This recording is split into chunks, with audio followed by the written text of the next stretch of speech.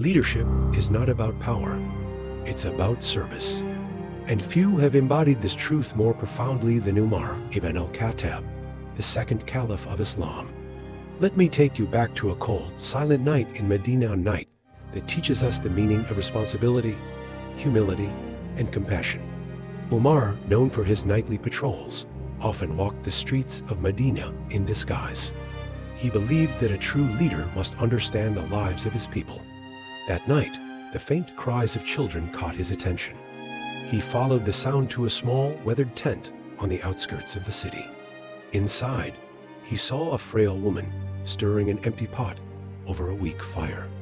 Around her sat 3 small children, their faces wet with tears. Umar approached cautiously, his voice calm yet concerned. "O servant of Allah," he asked, "why are your children crying?" The woman looked up, her face etched with worry and exhaustion. "They are hungry," she said. "I have nothing to feed them. I'm boiling water with stones to keep them hopeful until they fall asleep." Umar's heart tightened with sorrow and guilt. But the woman wasn't finished.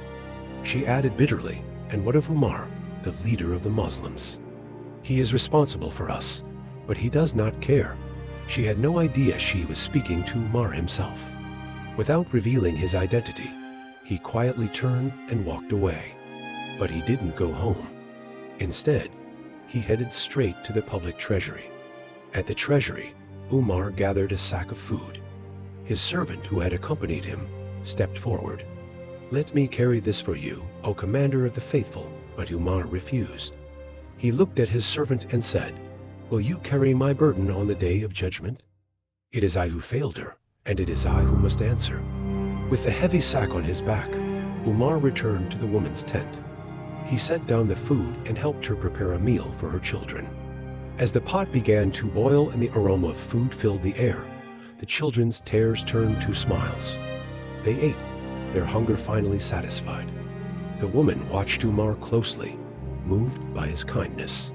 Still unaware of his identity, she said, "You should be the leader of the Muslims, not Umar." Umar smiled gently and said, "Perhaps Umar is not as bad as you think." He left quietly, leaving the woman with her dignity intact and her children fed. This story is not just about Umar's humility and sense of duty. It's about the essence of true leadership. Umar carried the weight of his people's struggles, not as a ruler, but as a servant of Allah. In his own words, he once said, "If a mule were to stumble in a rock, I would fear that Allah would ask me why I did not level the road for it." Such was his accountability, his compassion, and his unwavering commitment to justice. Let this story remind us, true greatness lies not in commanding others, but in serving them. If this story inspired you, share it with others. Let the legacy of Umar ibn al-Khattab continue to teach us the values of humility and compassion.